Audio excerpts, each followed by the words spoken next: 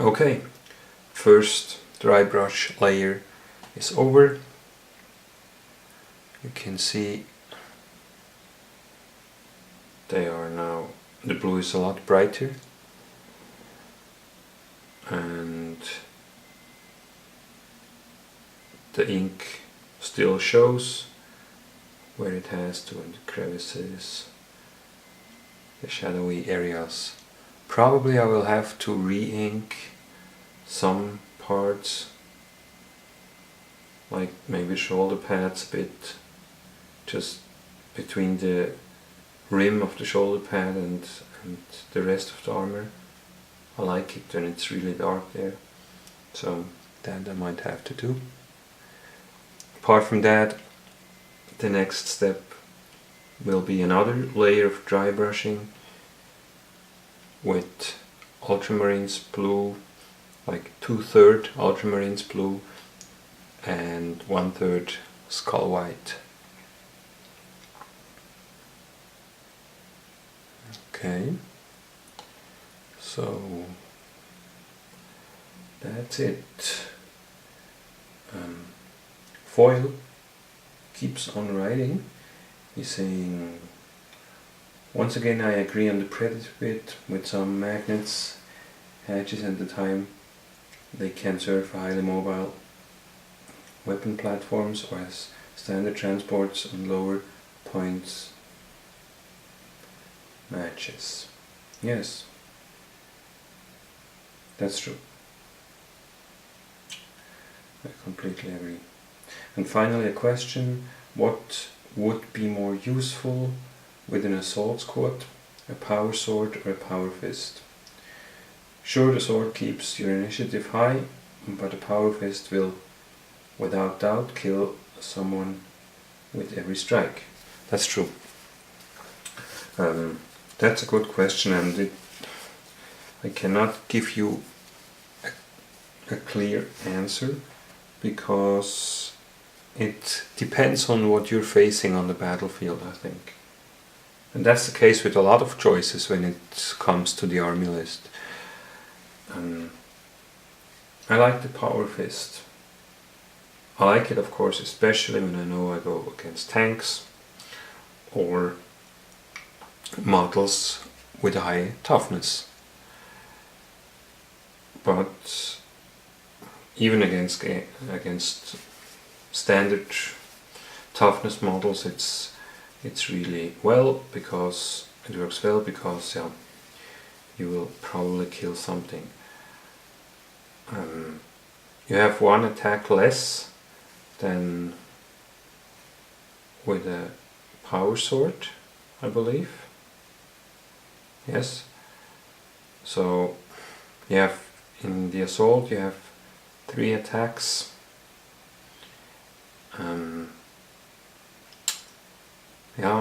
And then the point costs, of course. I don't feel them too much. Usually, if I'm not sure if the opponent has tanks and stuff, then I have a power sword, because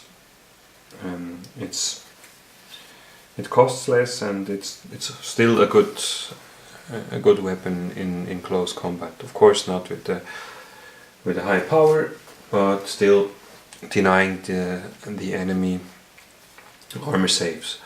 So I usually try to field both. Maybe one squad with a power fist and one squad with a power sword. But if I have trouble with my point limit in an army list, then probably the power fist would be the first thing to go. But again, it depends a lot on what you play again. Okay, then you write also chaplains. I've heard that the assault version is quite good, but I prefer the Termi version, even if only for the completely badass model. Yeah, the model is, the Terminator chaplain is very nice. I agree, absolutely. But an assault squad together with a chaplain with jump pack. You will like that too. Try it out. Okay, then there is another comment from T Solo 25. Great progress videos. Your arm is very impressive and the painting is wonderful. Thank you. That's really nice of you to say. And a last comment on one of the from start to finish videos from Cricket. It is starting to look real good. Cool. I like those comments a lot. Thank you. It encourages me to keep on going. So, next step, dry brush. I will do this in the next video. Bye guys. Okay, second part, dry brushing. Ultramarines blue. I mix it on a small palette. So I hope you can see it. And some white.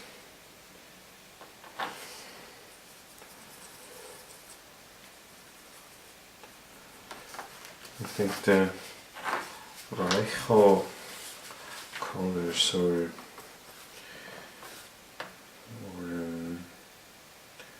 also the one the mini war gaming guys use.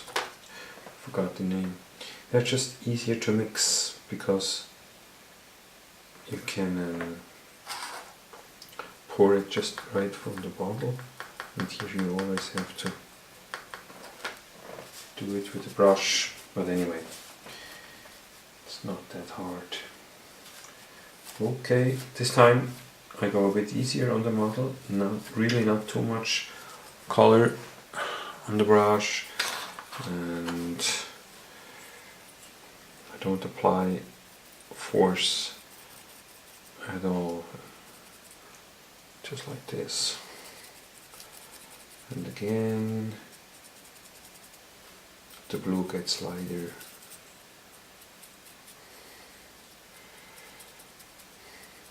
And try not to hit the crevices too much, but yeah, if you do, you can still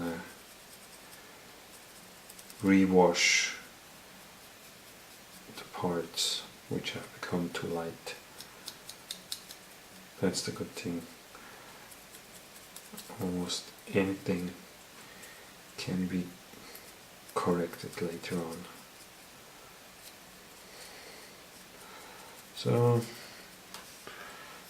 that's also quite an easy part. Painting Ultramarines is not difficult, okay?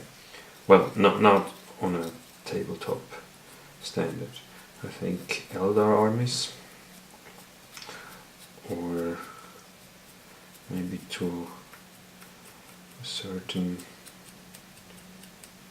bit also Tyranid armies are more difficult to paint, demand more talent. See, this guy is blue. That's easy, just blue. Of course, he will have some more details in the end, but for now, I'm just happy with that. You know what I really don't like painting? It's painting faces. That's why most of my Marines wear helmets. I never get the eyes right. And my Space Marines without helmets, they look very strange. They look like crazy guys. One eye pointing in a direction and the other eye pointing in a different one.